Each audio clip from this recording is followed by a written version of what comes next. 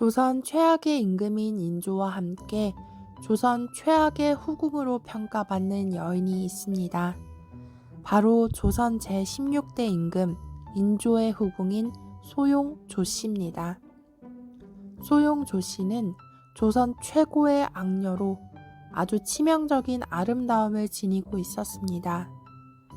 종 4품 수건에서 시작한 그녀는 종 1품 귀인의 자리까지 단숨에 올라갔으며 스라에는 효명옹주와 숭선군 이징, 낙선군 이숙을 낳아 총 2남 1녀를 두었습니다. 인조의 살아생전에는 정실왕비인 장렬왕후 조씨보다 더 큰 권세를 누렸지만 인조가 죽고 나서는 완전히 몰락하며 자결을 명받게 됩니다.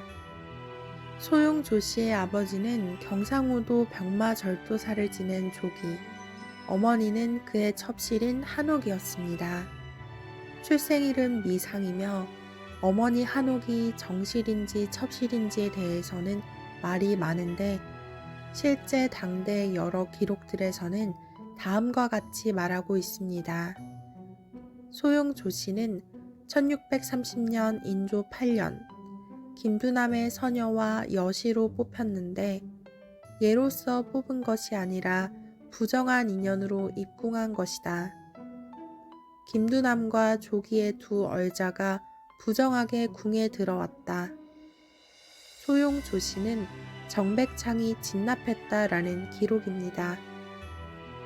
이 때문에 소용 조씨는 행부호군 이명준의 탄핵을 받았으며 입궁 처음부터 말이 많았습니다.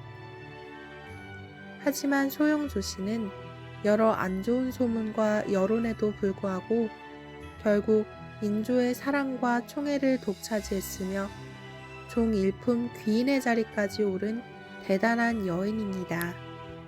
사실 소용 조씨의 최종 품계는 바로 귀인 조씨인데요. 귀인 조씨라고 불리기보다는 소용 조씨로 더 유명한 것은 이유가 있습니다. 바로 그녀가 살아생전 저질렀던 수많은 악행들이 소용 조씨 시절에 유난히 심했기 때문입니다. 소용 조씨는 1630년 종 4품의 수건처지를 받았고 이후 1638년에는 정 4품 소원, 1640년에는 정 3품 소용, 1645년에는 정 2품 소위, 1649년에는 종 1품 귀인에 책봉되었고 정 2품 소위의 첩지를 받은 1645년부터는 인조의 모든 사랑을 독차지하게 되었습니다. 소용조 씨의 성품은 매우 은큼하고 간사했으며 눈에 거슬리는 사람이 있으면 임금 앞에서 자주 모함했다는 기록이 있는데요. 이 때문에 궁궐 안의 모든 사람들이 소용조 씨를 매우 두려워했다고 합니다. 특히 그녀는 소현세자와 그의 아내인 민회빈 강씨를 유독 미워했습니다. 소용조 씨는 조소용이던 시절 밤낮으로 인조의 앞에서 세자와 세자빈을 헐뜯고 누명을 씌우는 등 아들과 며느리를 항상 모함하는 것이 취미였는데 이 때문에 소현세자의 죽음과 관련해서도 말이 많습니다. 소용조 씨는 소현세자 살아생전에 소현세자와 민회빈 강씨를 밀어내기 위해 끊임없이 이간질을 했고 세자가 왕위를 차지할 목적으로 청나라와 친밀한 관계를 유지한다며 갖은 모함으로 인조의 의심을 부추겼습니다. 실제 실록에서는 소용조 씨와 소현세자의 죽음의 관계를 직접적으로 언급하고 있는 것은 아니지만 소현세자의 부검 결과와 함께 평소 소현세자와 세자빈 강씨를 모함하던 소용조 씨의 모습을 조선왕조실록 인조 23년 1645년 6월 27일 첫 번째 기사에 함께 적고 있습니다. 당시 소현세자의 주치의로 침수를 행했던 의관 이형익이 소용조 씨의 어머니인 한옥의 집에 드나들었던 자였고 독살의 흔적이 뚜렷했던 시신이었음에도 불구하고 인조가 소현세자의 장례를 서둘러 마쳤으며 의관 이영익에 대한 처벌도 이뤄지지 않았다는 점이 그 점을 뒷받침하고 있습니다. 하지만 소용 조씨의 악행은 여기서 그치지 않았는데요.